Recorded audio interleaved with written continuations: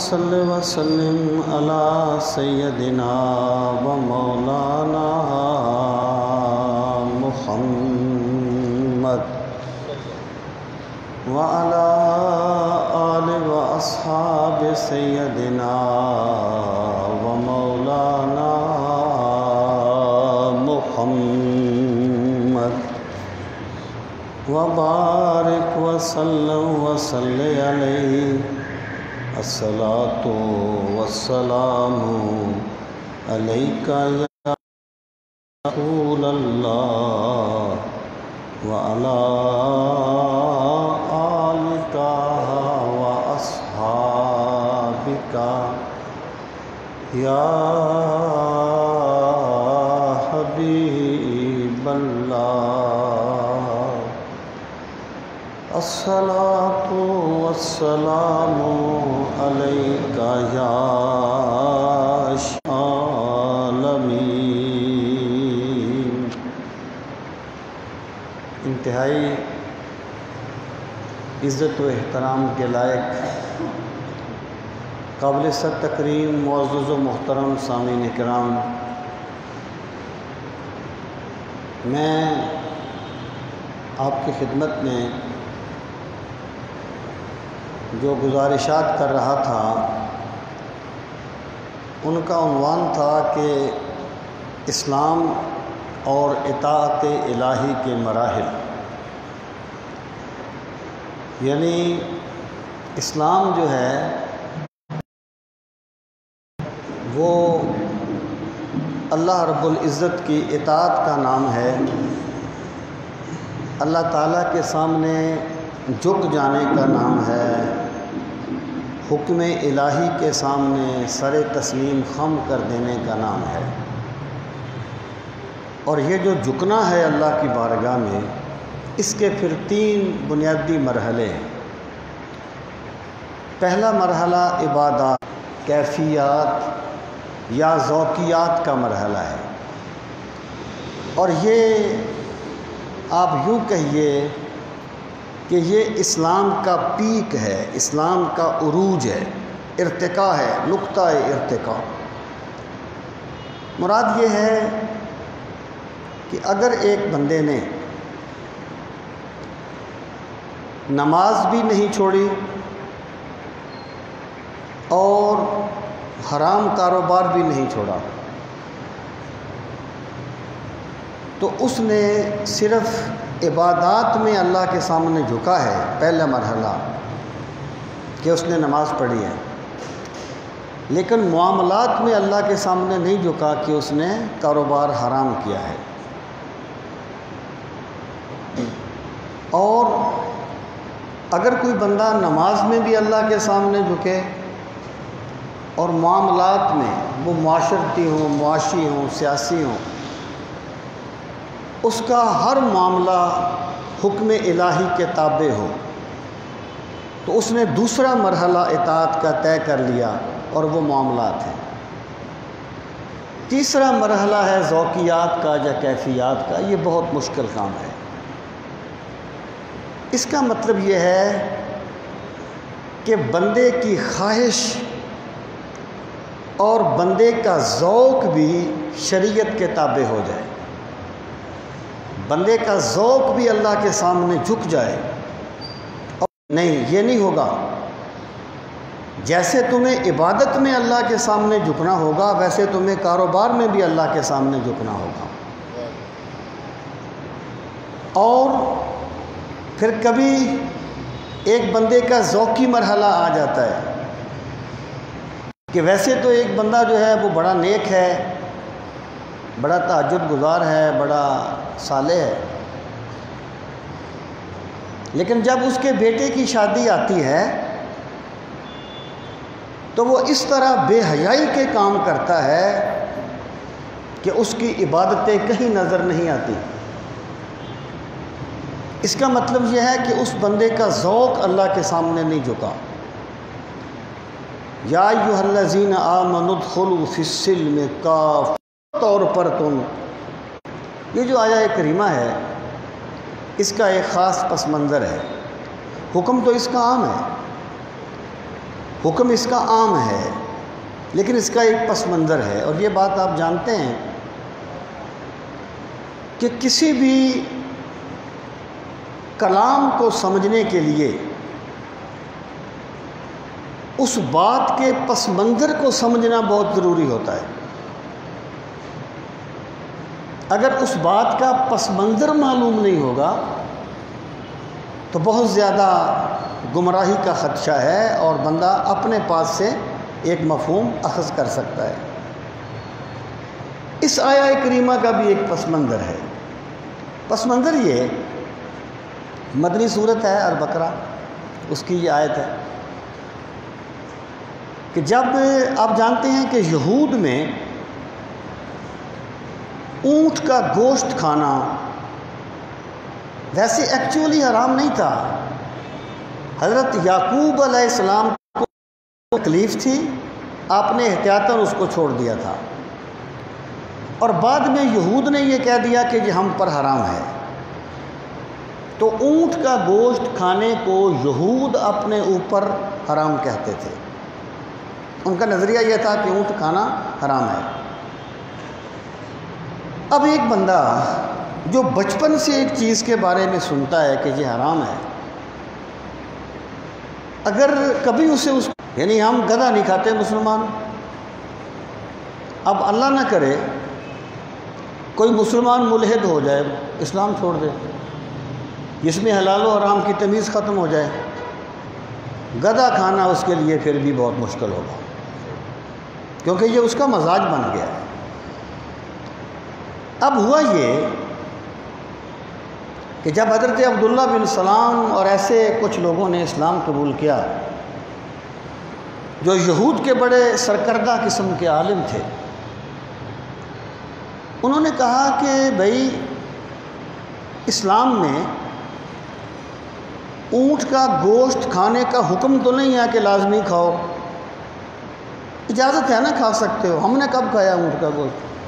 شاید ہی کسی بندے نے کبھی عید کے موقع پہ کھایا ہو، ورنہ ہمارے ہاں بھی اس کا ٹرینڈ نہیں ہے۔ وہ ایک کلچر ہے، یعنی اس میں وہ چیز نہیں ہے جو اس وقت تھی، یہ ایک کلچر ہے، ایک طریقہ کار ہے۔ تو انہوں نے کہا کہ اونٹ کا گوشت کیونکہ ہم کھاتے نہیں تھے، اب اسلام میں اس کی اجازت ہے، اسلام میں کوئی لازمی تو نہیں ہے کہ ضروری کھاؤ، چلے ہم اونٹ کا گوشت نہیں کھائیں گے، مسلمان ہو گئے ہیں لیکن اونٹ کا گوشت نہیں کھائیں گے۔ یعنی انہوں نے اپنی ذوقی بات کو دیکھیں، یاد رکھیں، علماء کہتے ہیں کہ اگر ایک کام کا کرنا جائز ہو لیکن اس کو لوگ خام خواہ روکیں پھر اس کا کرنا ضروری ہو جاتا ہے۔ یعنی ایک کام اسلام میں جائز ہے، کوئی بندہ کہتا ہے نہیں کرنے دوں گا یہ کام، اس وقت اس کا حکم بدل جاتا ہے، اس کا کرنا ضروری ہو جاتا ہے اسلام کے حکم کو باقی رکھنے کے لیے۔ تو انہوں نے کہا کہ اسلام میں صرف اجازت ہے، کوئی حکم تو نہیں ہے کہ تم نے لازمی کھانا ہے۔ چلو ہم اسلام قبول کر لیا ہم نے، لیکن اونٹ کا گوشت نہیں کھائیں گے۔ طے میں کیا بات تھی کہ ان کے مزاج کے مطابق نہیں تھا، ان کے ذوق کے مطابق نہیں تھا۔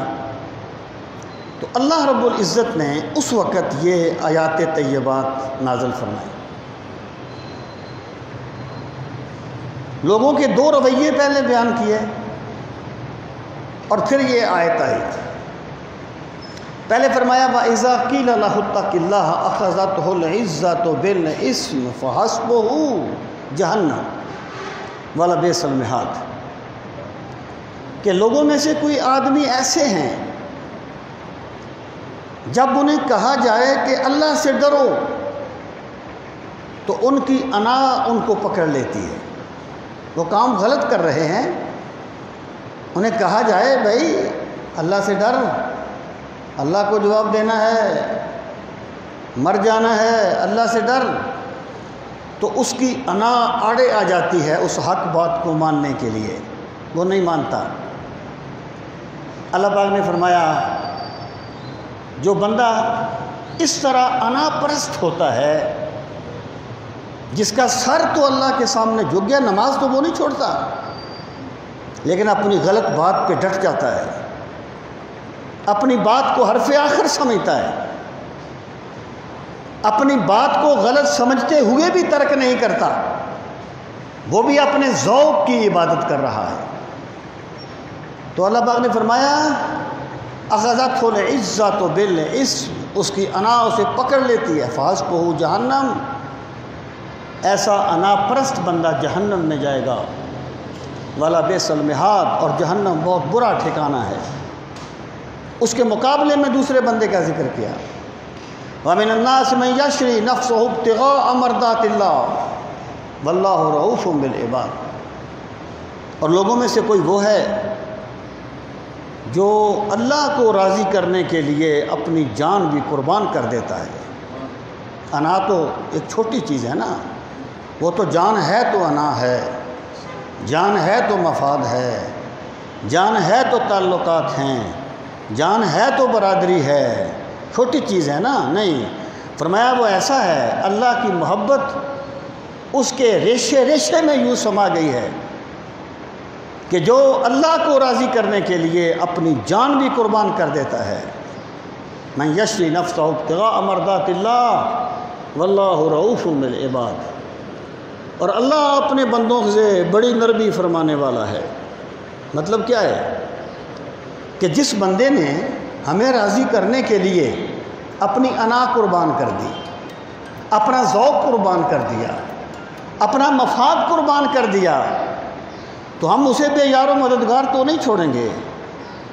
ہم تو ویسے ہی اپنے بندوں سے محبت کرتے ہیں، جو ہمیں راضی کرنے کے لیے سب کچھ لوٹا دے گا، اسے ہم کتنا نواز دیں گے، اسے ہم کہاں تک ہم اس کی ذرہ نوازی کریں گے۔ پھر فرمایا یا ایھا الذین آمنوا ادخلوا فی السلم کافہ ولا تتبعوا خطوات الشیطان، اے ایمان والو مکمل طور پر اسلام میں داخل ہو جاؤ۔ یہاں پر ایکچولی اولی مخاطب کون ہے؟ حضرت عبداللہ بن سلام، اور وہ جو اس وقت یہود سے اسلام میں آئے تھے، یہودیت سے اسلام میں آئے تھے، اور اونٹ کا گوشت کھانا جن کے ذوق کے مطابق نہیں تھا، کیونکہ بچپن سے ایک چیز ان کے ذہن میں بیٹھی ہوئی تھی کہ اونٹ کا گوشت کھانا حرام ہے۔ تو ادخلوا فی السلم کافہ کا مطلب یہ ہے کہ تمہارا سر بھی مسلمان ہونا چاہیے اور تمہارا ذوق بھی مسلمان ہونا چاہیے۔ تمہیں اپنے ذوق کو بھی اللہ کے سامنے سجدہ ریز کرنا پڑے گا۔ ولا تتبعوا خطوات الشیطان، اور شیطان کی پیروی نہ کرو، یعنی ذوق کی پیروی دراصل شیطان کی پیروی ہوتی ہے۔ ولا تتبعوا خطوات الشیطان انہ لکم عدو مبین، بے شک وہ تمہارا بڑا واضح دشمن ہے۔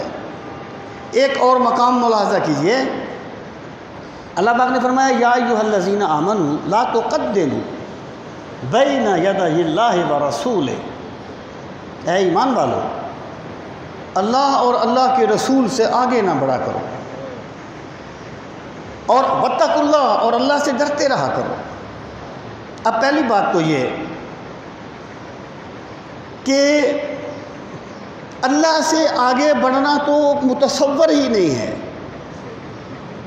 یعنی یہ تو ممکن ہے، جیسا کہ اس آیت کا بھی پس منظر ہے کہ رسول کریم صلی اللہ تعالیٰ علیہ وآلہ وسلم چل رہے ہوں، کوئی بندہ آپ سے چلتا ہوا آگے نکل جائے، ممکن ہے۔ کوئی مجلس ہو، اس میں سرکار تشریف فرما ہو، کوئی بندہ سرکار سے پہلے بول پڑے، تقدم من الرسول ممکن ہے، ممکن تھا، مادیات کی سطح میں، ایمانیات کی سطح میں نہیں، مادیات کی سطح میں ممکن تھا۔ اللہ سے تو تقدم ممکن نہیں ہے، کوئی بندہ اللہ سے آگے تو نہیں بڑھ سکتا، اللہ کون سا چلتا ہے کہ تم چلو گے۔ تو اس سے مراد یہ ہے کہ لوگوں، جس نے میرے رسول کریم صلی اللہ علیہ وسلم سے آگے بڑھنے کا جرم کیا، اس نے مجھ سے آگے بڑھنے کا جرم کیا۔ اس احتیاط سے میں تیرے ساتھ ساتھ چلتا ہوں، اس احتیاط سے میں تیرے ساتھ ساتھ چلتا ہوں کہ تیری نگاہ سے آگے میری نگاہ نہ ہو۔ یہ وہ ادب ہے جو اللہ نے سکھایا۔ اور جس پس منظر میں یہ بات کر رہا ہوں، مفسرین کہتے ہیں کہ تقدم من اللہ والرسول کی بڑی صورتیں ہیں۔ تقدم من اللہ والرسول یہ بھی تھا کہ جیسے کچھ لوگوں نے قربانی سرکار سے پہلے کر دی تھی، یہ بھی ہے کہ کوئی بندہ چلتا ہوا سرکار سے آگے گزر جائے، یہ بھی ممکن ہے کوئی آپ سے پہلے بات کر لے۔ وہ کہتے ہیں اگر اللہ تعالیٰ اور رسول کریم صلی اللہ تعالیٰ علیہ وآلہ وسلم نے ایک رخصت دی ہے، ایک اجازت دی ہے، اور کوئی بندہ یہ کہے کہ اس پر میرا دل نہیں مانتا، تو وہ بھی اللہ اور اللہ کے رسول سے آگے بڑھنے کا جرم کرنے والا ہے۔ میں آپ کو مثال دیتا ہوں۔ اسلام نے یہ کہا کہ اگر ایک بندہ بیمار ہو، پانی پر قادر نہ ہو، پانی کے استعمال پہ قادر نہ ہو، یا پانی نہ ہو، پانی کم ہو، تو اسے چاہیے کہ وہ تیمم کر لے اور نماز پڑھے۔ یا مثلا سلسلہ بول ایک بیماری ہے، اخراج ری ایک بیماری ہے کہ ایک بندہ جو ہے وہ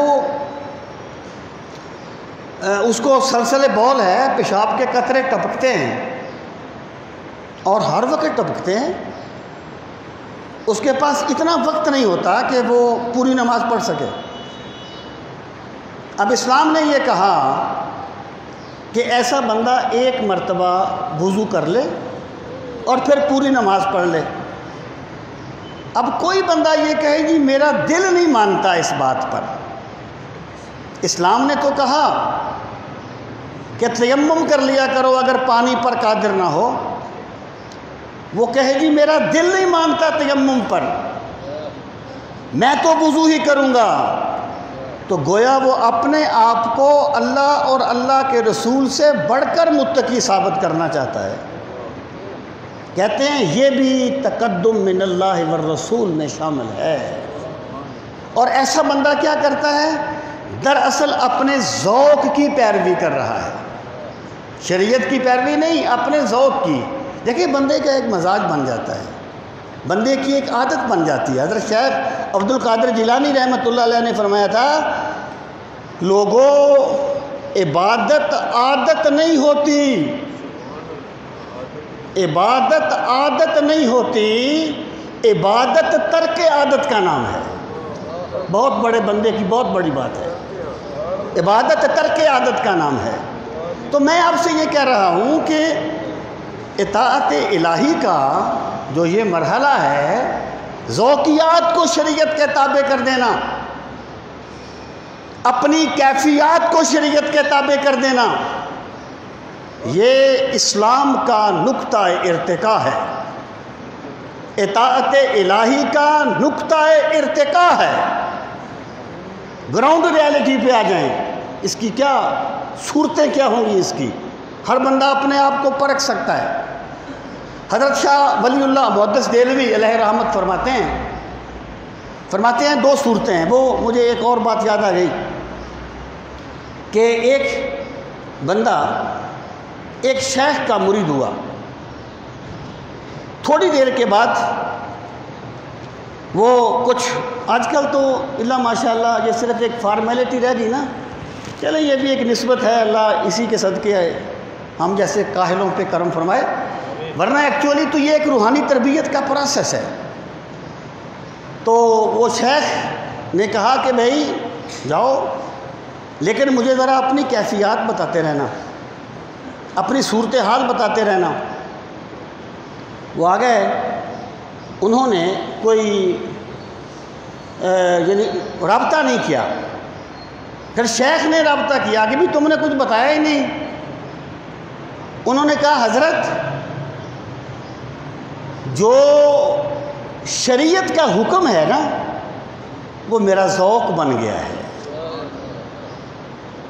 شریعت کا حکم میرا ذوق بن گیا ہے، اور مجھے کسی چیز پر کوئی ابہام باقی نہیں رہا۔ اللہ نے مجھے شرح صدر سے نواز دیا ہے۔ میں یہ عرض کرنا چاہتا ہوں کہ یہ جو ذوق ہوتا ہے نا بندے کا، وہ جو اشفاق صاحب کی بات میں آپ کو سناتا رہتا ہوں، وہ کہتے تھے عبادت کو سیلیبریٹ کیا کرو، عبادت کو سیلیبریٹ کیا کرو۔ مراد یہ ہے کہ زکوٰۃ دینی ہے ایک بندے نے، اب ظاہر ہے خون پسینے کی کمائی میں سے دینا مشکل لگتا ہے نا بادی النظر میں، لیکن جب اللہ تعالیٰ بندے کو اتنا قوی ایمان دے دے کہ جیسے وہ پیسہ لیتے ہوئے لذت محسوس کرتا ہے، ایسے اپنے مولا کے نام پہ دیتا ہوا لذت محسوس کرے، تو کہا جائے گا اس نے عبادت کو سیلیبریٹ کیا ہے، اللہ نے اسے عبادت کو سیلیبریٹ کرنے کا ذوق دیا ہے۔ سامعین محترم،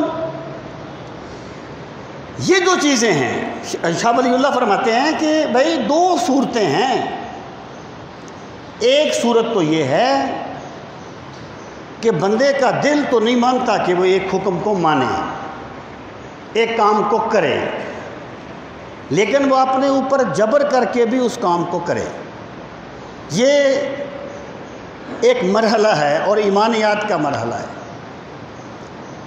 اور دوسرا یہ ہے کہ بندے کا ذوق شریعت کے تابع ہو جائے۔ مثلا آپ فرض کریں کہ ایک بندہ کوئی ڈرامہ دیکھ رہا ہے یا کوئی کرکٹ کا شوقین کرکٹ کا میچ دیکھ رہا ہے، اب جناب نماز کا وقت ہو گیا اور اللہ کے منادی کی آواز آ گئی کہ لوگو تمہیں اللہ نے یاد کیا ہے، تمہیں اللہ نے بلایا ہے، حی علی الصلاۃ، اور نماز کی طرف۔ اب دو صورتیں ہیں، اس کا دل تو نہیں چاہتا کہ وہ کرکٹ کا میچ چھوڑے، اس کا دل تو نہیں چاہتا کہ وہ دوستوں کی مجلس چھوڑے، لیکن وہ کہتا ہے یار اللہ کا حکم ہے، اپنے دل پہ جبر کر کے اللہ کی بندگی کے لیے چل پڑتا ہے۔ اس کا یہ جو کام ہے نا، یہ ایمان کا ایک مرحلہ ہے، کمال نہیں ہے، لیکن میرے رب کا یہ اصول ہے کہ یہاں جبر میں اختیار پیدا ہوتا ہے، راہ پہ ان کو لگا لائے تو ہیں باتوں میں اور کھل جائیں گے دو چار ملاقاتوں میں۔ جب بندہ اپنے اوپر جبر کر کے بھی ایک نیکی کرتا ہے تو پھر اللہ اسی نیکی کو اس کا ذوق بنا دیتا ہے، اس کا مزاج بنا دیتا ہے۔ یہ ایک مرحلہ ہے، وہ جو اقبال نے کہا تھا کہ در اطاعت کوش اے غفلت شعار، در اطاعت کوش اے غفلت شعار، می شود از جبر پیدا اختیار۔ اے بندے، اللہ کی بندگی کرنے کو تیرا دل نہ بھی چاہے نا، جبر کر کے بھی کیا کر۔ تیرا دل نہیں چاہتا کہ تو تلاوت کرے، پھر بھی کیا کر۔ تیرا دل نہیں چاہتا کہ تو قرآن سمجھنے کے لیے کوشش کرے، پھر بھی بیٹھا کر، پھر بھی سمجھا کر۔ میرے رب کا قانون یہ ہے کہ یہاں جبر سے اختیار پیدا ہوتا ہے۔ جو چیز بندہ پہلے جبرن کرتا ہے، پھر وہ ذوقی طور پہ اس کو کرتا ہے، پھر وہ اس کا ذوق بن جاتا ہے۔ سامعین محترم، تو شاہ ولی اللہ کہتے ہیں کہ یہ پہلا مرحلہ ہے ایمانیات کا، کہ دل تو نہیں چاہتا لیکن بندہ کہتا ہے یار اللہ کا حکم ہے، یار یہ اتنا مجھے، یہ میں اس پلاٹ پہ قبضہ کر سکتا ہوں اور بڑا میں طاقتور ہوں اور کسی کو پکڑا ہی نہیں دوں گا، اور فلاں میرے ساتھ ہے، فلاں میرے ساتھ ہے۔ پھر وہ کہتا ہے یار لیکن اللہ تو دیکھتا ہے، اللہ تو جانتا ہے، میں نے اللہ کو جواب دینا ہے۔ اس کشمکش میں وہ اپنی خواہش کو پیچھے کر دیتا ہے اور اللہ کا حکم مان لیتا ہے۔ یہ گویا اس نے اپنے اوپر جبر کر کے ایک بات کی ہے۔ اور دوسرا مرحلہ کیا ہے کہ جیسے اس بندے کو پہلے وہ ڈرامہ دیکھنا محبوب تھا، وہ میچ دیکھنا محبوب تھا، اب اسے ڈرامہ چھوڑ کے اللہ کو سجدہ کرنا محبوب ہو جائے۔ پہلے اسے جو چیز محبوب تھی، جب اللہ کا حکم آیا تو اسے اپنا مفاد قربان کرنا محبوب ہو جائے، حضرت شاہ ولی اللہ کہتے ہیں اس کو کمال ایمان کہا جاتا ہے، اور اسی کو میں اطاعت الہی کا تیسرا مرحلہ کہہ رہا ہوں کہ اپنے ذوقیات کو شریعت کے تابع کر دیا جائے۔ سامعین محترم، رسول کریم صلی اللہ علیہ وسلم نے ارشاد فرمایا، اصل میں ایک انسانی جبلت ہے کہ یہ ایسی چیزوں کو زیادہ اپریشیٹ کرتا ہے بندہ جس میں اس کے لیے زیادہ آسانی ہوتی ہے، یعنی جس میں کام کوئی نہ کرنا پڑے لیکن بڑی بڑی بشارتیں اس کو مل جائیں، یہ جبلی طور پر ان چیزوں کو زیادہ۔ جب آپ نے وصال فرمایا حجۃ الوداع کے موقع پر آخری خطبہ آپ نے دیا، اس میں آپ نے ایک بات فرمائی، ترکتکم علی ملۃ البیضاء لیلھا کنہارھا، لوگو میں تمہیں اتنی روشن شریعت پہ چھوڑ کے جا رہا ہوں جس کی راتیں اتنی ہی روشن ہیں جتنے اس کے دن روشن ہیں۔ سرکار نے کسی چیز کو ادھورا نہیں چھوڑا۔ اور پھر آپ دیکھیے، ایک چیز کی مختلف تعبیریں ہوتی ہیں، ان میں کوئی تضاد نہیں ہوتا، تعبیریں ہوتی ہیں۔ ایک بندہ ہے، فرض کریں اس کا نام ہے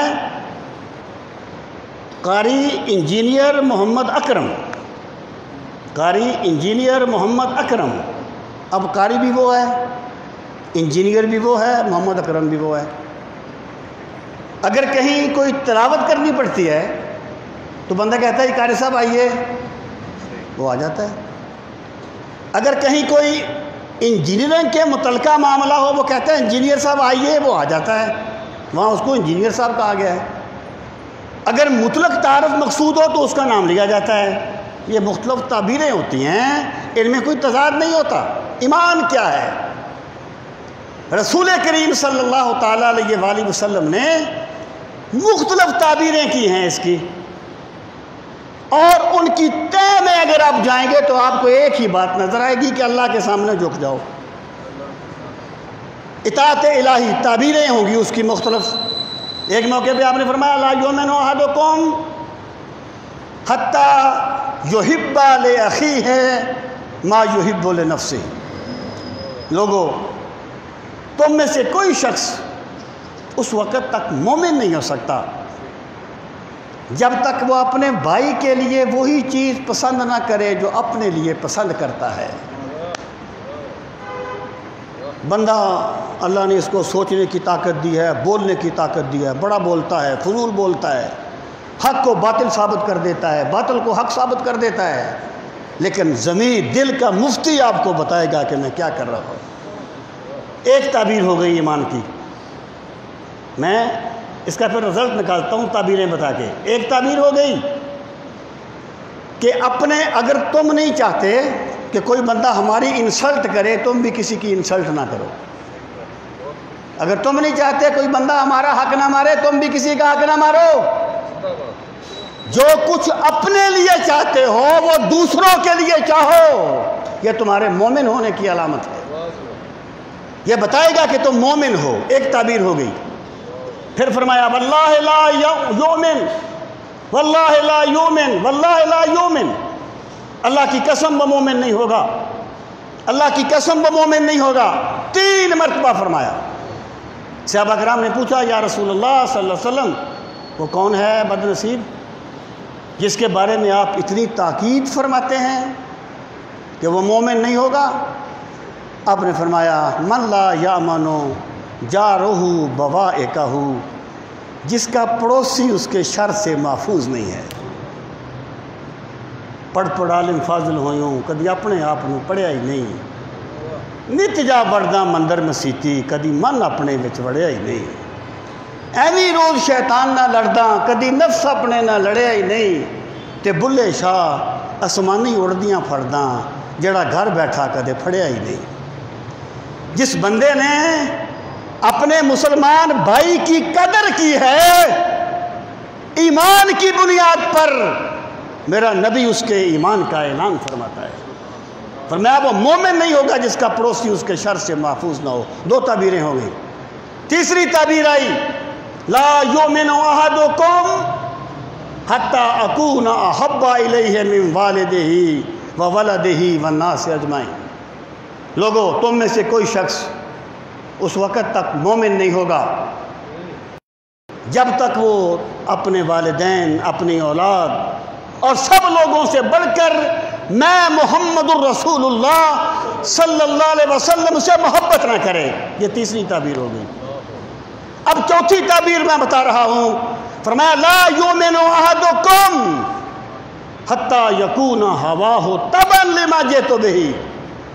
تو میں سے کوئی شخص اس وقت تک مومن نہیں ہوگا جب تک اس کی خواہشات اس کو اللہ نے ایمان نصیب فرما دیا۔ میرے بھائی یہ ہے ذوقیات میں اطاعت الہی کرنا، ذوقیات میں اطاعت الہی کرنا۔ سامعین محترم، یہ جو ذوقیات میں اطاعت ہے یہ کمال ایمان ہے۔ کمال ایمان وہ تھے نا ثمامہ بن آسال، وہ جو یمامہ کے غالباً گورنر تھے یا کدھر کے، وہ جن کو مسجد کے ستون سے باندھ دیا تھا۔ ہاں جی، لمبی کہانی ہے۔ تو جب سرکار نے فرمایا نا ان کو کھول دو، ثمامہ کو آزاد کر دو، یعنی وہ ایک دشمن تھا اسلام کا، پہلے اس کو قید کر کے لایا گیا اور مسجد کے ستون سے باندھ دیا گیا۔ سرکار تشریف لے گئے تو آپ نے فرمایا ثمامہ کیا خیال ہے؟ کہنے لگا محمد صلی اللہ علیہ وسلم اگر آزاد کرو گے تو جتنے پیسے چاہو گے دوں گا، اگر قتل کرو گے تو پھر بھی زیادتی نہیں کرو گے۔ سرکار واپس تشریف لے گئے۔ پھر آئے دوسرے دن، پھر پوچھا اس نے، پھر یہی جواب دیا، یعنی قیدی ہے لیکن انا نہیں گئی، قیدی ہے لیکن وہ چیز نہیں گئی۔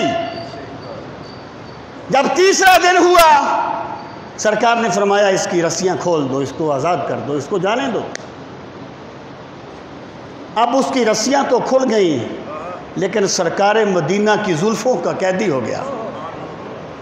جا کے غسل کیا، مسجد میں کلمہ شریف پڑھتا ہوا ہے اور کہنے لگے اے محمد صلی اللہ علیہ وسلم، اس سے پہلے پوری دنیا میں میری نظر میں آپ سے بڑھ کے مبغوض کوئی نہیں تھا، اور اب میری نظر میں آپ سے بڑھ کے محبوب کوئی نہیں ہے۔ یہ جو اپنی محبتوں کے قبلہ کو بدل دینا یہ کمال ایمان ہے، اس کو ذوقیات میں اطاعت الہی کہا جاتا ہے۔ سامعین محترم، اب آپ دیکھیں کہ حضرت انس فرماتے ہیں رضی اللہ تعالیٰ عنہ، فرماتے ہیں ایک مرتبہ ایک درزی نے رسول کریم علیہ السلام کی دعوت کی تو میں بھی سرکار کے ساتھ چلا گیا۔ اس درزی نے کدو اور گوشت پکایا ہوا تھا۔ کہتے ہیں میں نے دیکھا کہ رسول کریم صلی اللہ تعالیٰ علیہ وآلہ وسلم اس سالن سے کدو کے لوکی یا کدو کے ٹکڑے تلاش کر کے تناول فرما رہے تھے۔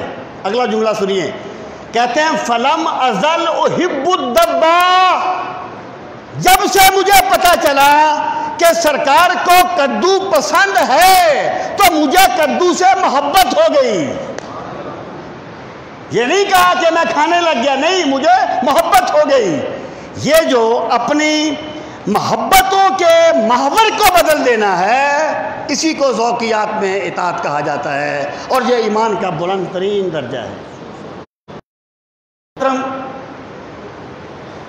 اب آپ دیکھیں کہ یہ معاملات ہوتے کیا ہیں، کس طرح ایک بندہ یہ جج کرے کہ میرا ذوق کیا کہتا ہے۔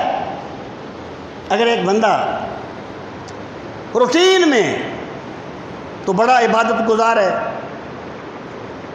بڑا نیک ہے، بڑا صالح ہے عمومی حالات میں۔ دیکھیں وہ جو صحیح بخاری کی روایت ہے کہ عبداللہ بن عمر بن عاص رضی اللہ عنہ فرماتے ہیں کہ میں رسول کریم علیہ السلام کی ہر بات لکھ لیا کرتا تھا۔ کسی نے مجھے کہا، یعنی میں حدیثیں لکھا کرتا تھا، کسی نے مجھے کہا آپ سرکار کی ہر بات لکھ لیتے ہیں، ممکن ہے کبھی سرکار غصے میں ہوں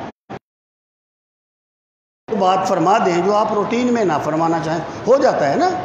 وہ کیا ہے؟ والذی بیدہ نفسی ما خرج منہ الا الحق، میرے غلام لکھا کر مجھے اس ذات کی قسم جس کے قبضہ قدرت میں میری جان ہے، میں انتہائی غصے میں ہوں تب بھی حق بولتا ہوں، انتہائی خوشی میں ہوں تب بھی حق کہنے لگے یا رسول اللہ صلی اللہ علیہ وسلم، ایک مرتبہ ایسا ہوا سرکار ایک باغ میں تشریف لے گئے نا، تو ایک اونٹ تھا پاگل، یعنی کاٹنے کو دوڑتا تھا اونٹ، تو سرکار باغ میں تشریف لے گئے تو لوگوں نے کہا یا رسول اللہ صلی اللہ علیہ وسلم تشریف نہ لے جائیے، یہ اونٹ پاگل ہے، آپ کو کوئی نقصان نہ پہنچائے۔ آپ نے فرمایا مجھے مت روکو، ہر چیز جانتی ہے میں اللہ کا رسول ہوں۔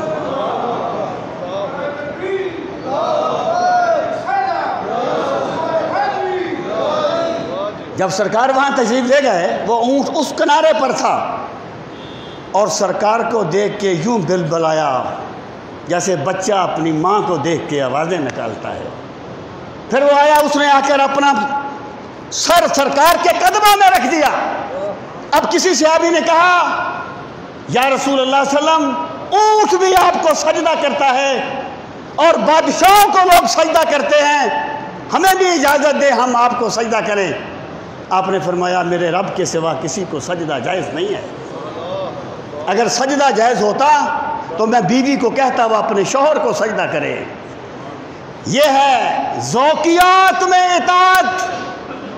کسی صحابی نے سجدہ نہیں کیا سرکار کو، حالانکہ ان کا جی چاہتا تھا۔ مجھے میرا ایک دوست بتا رہا تھا، کہنے لگا میری ایک بندے سے ایسے بات چیت ہو گئی تو مجھے کہنے لگا، اس نے کہا مولوی چپ ہو کے بیٹھ جا، ہم جب ذوق میں آ جائیں تو حضرت علی کو خدا مانتے ہیں۔ میں نے کہا یہی ہے گمراہی۔ ایمان یہ ہے کہ بندے کا ذوق بھی شریعت الہی کے تابع ہو، بندے کے لیے انتہائی خوشی کا موقع ہو۔ جو بندہ ویسے تو بڑا نیک ہے، لیکن یہ آپ نے کبھی غور نہیں فرمایا کہ لوگ رمضان کے روزے کس طرح رکھتے ہیں اور یوں ہی چاند نظر آتا ہے تو اس طرح وہ میڈیا پر اور کیا کیا بے حیائی پھیل جاتی ہے کہ جیسے پتہ نہیں اب یہ چیزیں جائز ہو گئی ہیں۔ او خدا کے بندو، یہی تو سبق ہے، یہی تو ایمان کا سبق ہے کہ تم نے اپنے ذوق کو بھی شریعت کے تابع کرنا ہے۔ اسی کو تو کمال ایمان کہا جاتا ہے۔ اور سامعین محترم، اس کی عملی صورت کیا ہے کہ ایک بندہ ہے، اس کا جی چاہتا ہے کہ وہ اپنے شیخ کو سجدہ کرے، لیکن وہ اس لیے نہ کرے کہ میرے رب نے مجھے اس سے منع فرمایا ہے۔ جی تو چاہتا ہے، اعلیٰ حضرت نے کہا تھا نا کہ پیش نظر ہے نوبہار اور سجدے کو دل ہے بے قرار، روکیے سر کو روکیے یہی تو امتحان ہے کہ جب مجھے سرکار کی زیارت نصیب ہوئی، میرا مقدر جاگا، مجھے سرکار کی زیارت نصیب ہوئی، میرا جی تو چاہتا ہے میں سرکار کو سجدہ کر دوں، لیکن سرکار فرماتے ہیں نہیں، سجدہ نہیں کرنا، اللہ کے سوا کسی کو سجدہ جائز نہیں ہے۔ اپنے ذوق کو شریعت کے تابع کرنا، یہی تو کمال ایمان ہے، یہی پر تو ایمان کی پرکھ ہے کہ ایک بندہ خوشی میں کیا اسلام کی پیروی کرتا ہے۔ اب دیکھیں رسول کریم صلی اللہ تعالیٰ علیہ وآلہ وسلم جب آپ طائف سے واپس تشریف لائے، آپ باغ میں تشریف فرما ہوئے، تو سرکار نے ایک دعا مانگی، بڑی غور سے پڑھنے والی دعا ہے۔ اس میں آپ نے یہ بھی عرض کیا کہ میرے مولا، تیرے بندوں نے میرے ساتھ جو کچھ کیا، مالک تو خوب دیکھتا ہے، میرے مالک تو ہی میرا آسرا ہے، اگر تو اس بات پہ راضی ہے تو میں بھی اس بات پہ راضی ہوں۔ یعنی انتہائی کرب کا موقع ہے، لیکن سر اللہ کی بارگاہ میں جھکا ہوا ہے۔ ایک اور موقع آیا جب مکہ فتح ہوا، خوشی کا موقع ہے، ذرا سی فتح بندے کو پاگل کر دیتی ہے، پاگل کر دیتی ہے، لیکن جب سرکار اونٹنی پر سوار تھے تو عاجزی اور انکساری کا یہ عالم تھا کہ سر مبارک اتنا جھکا ہوا تھا کہ وہ بار بار اونٹنی کی کوہان سے ٹکرا رہا تھا۔ جس بندے کی خوشی بھی اللہ کے سامنے سجدہ ریز ہو، جس بندے کا غم بھی اللہ کے سامنے سجدہ ریز ہو، وہی بندہ سرکار مدینہ کے راستے پر چلنے والا ہے، وہی بندہ مومن ہے جس کی ذوقیات بھی شریعت کے تابع ہو جائیں۔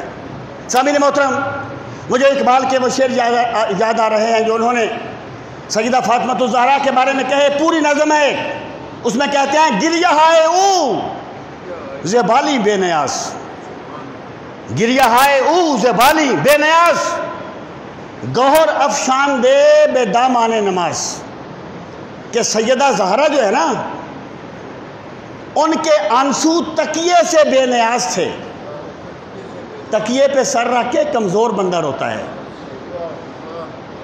سیدہ زہرا کی پہلے شان بیان کرتے پھر میں رزلٹ نکالتا ہوں۔ کہتے ہیں ان کے آنسو تکیے سے بے نیاز تھے، گوہر افشان دے بے دامان نماز، وہ رات کو مصلے پہ اللہ کی حضور سجدے میں سر رکھ کے رویا کرتی تھی۔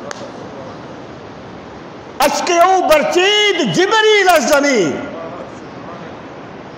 اور پھر جبریل آتے اور سیدہ کے آنسو چن کے لے جاتے آسمان پر۔ ہم چو شبنم ریخت بر فرش عرش بری، جیسے یہاں شبنم بکھرتی ہے اور گھاس میں حسن و جمال آتا ہے، تو جبریل سیدہ کے آنسو عرش پر بکھیر دیا کرتے تھے۔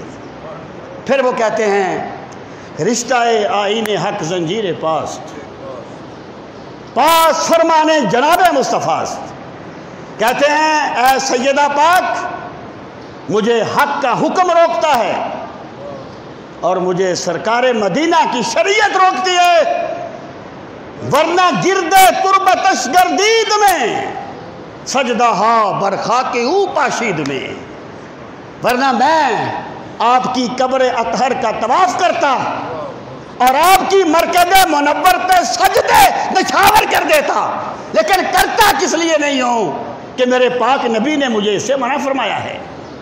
میرے بھائی، اگر کوئی بندہ ذوق میں آ کر حضرت علی کا مقام نبیوں سے بنا دیتا ہے تو وہ حضرت علی کو خوش نہیں کر رہا، وہ حضرت علی کی بات نہیں مان رہا، وہ اپنے ذوق کی پوجا کر رہا ہے۔ اور جس بندے کا ایمان کامل ہو، جیسے اس کی عقل شریعت کے تابع ہوتی ہے، ویسے اس کا ذوق بھی شریعت کے تابع ہوتا ہے۔ سامعین محترم، ایک صحابی تھے حضرت عبداللہ بن رواحہ رضی اللہ تعالیٰ عنہ، اور یاد رکھیں اسلام جذب و جنو کا نام نہیں ہے، اسلام استقامت حق کا نام ہے۔ یہ کیفیات ہوتی ہیں لیکن کیفیات شریعت کے تابع ہوتی ہیں، جیسے کہ حضور غوث پاک نے فرمایا تھا جب نور چمکا، کہا تجھے نمازیں معاف کر دی گئیں، انہوں نے فرمایا کہ جب انبیاء کو نمازیں معاف نہیں ہوں تو مجھے کیسے معاف ہو سکتی ہیں؟ تو اپنے کیفیات کو شریعت کے تابع رکھنا یہ کمال ایمان ہے۔ اور دین جذب و جنون کا نام نہیں ہے، جذب و جنون ایک کیفیت ہے، ہم اس کی قدر کرتے ہیں، لیکن فائنل اتھارٹی شریعت ہے، فائنل اتھارٹی شریعت ہے۔ حضرت عبداللہ بن رواحہ رضی اللہ تعالیٰ عنہ کو رسول کریم صلی اللہ تعالیٰ علیہ وسلم نے ایک لشکر کے ساتھ بھیجا، جمعہ کا دن تھا۔ حضرت عبداللہ بن رواحہ بڑے سرکار سے، سب صحابی سرکار سے بڑی محبت کرنے والے کا ایک خاص مقام تھا۔ یہ کہتے ہیں میں نے سوچا جمعہ کا دن ہے، آج جمعہ کی نماز سرکار کی اقتداء میں پڑھتا ہوں۔ لشکر چلا گیا، میرے پاس تیز رفتار اونٹ ہے، میں دوڑا کے جا کے مل جاؤں گا اپنے لشکر سے۔ کہتے ہیں جمعہ کی نماز کا وقت ہوا، مجھے سرکار نے دیکھا، آپ نے فرمایا گیا کیوں نہیں؟ میں نے کہا، میں نے عرض کی کہ میں کوئی نیت میں خرابی نہیں تھی، اخلاص تھا، للہیت تھی، لیکن سرکار یہی بات سمجھانا چاہتے تھے کہ حکم کے سامنے ذوق کو سجدہ ریز کر دیا کرو۔ تو آپ نے فرمایا کیوں نہیں گئے؟ انہوں نے کہا، کہتے ہیں میں نے عرض کیا یہ بات بن گئی۔ آپ نے فرمایا لو انفقتا ما فی الارض جميعا ما بلغتا غدوتا، کہ اگر تم پوری زمین کا مال و دولت بھی راہ خدا میں خرچ کر دو تو جو لوگ چلے گئے ہیں نا میرا حکم مان کے، جتنا اجر ان کو ملے گا اتنا تمہیں نہیں ملے گا۔ اس کو کہتے ہیں ذوق کو شریعت کے تابع کرنا، اور یہ کمال ایمان ہے۔ اللہ تعالی ہم سب کو ایمان کی حلاوت نصیب فرمائے، اللہ تعالی ہم سب کو ایمان کی لذت نصیب فرمائے۔ وما علینا الا البلاغ المبین۔ جن حضرات نے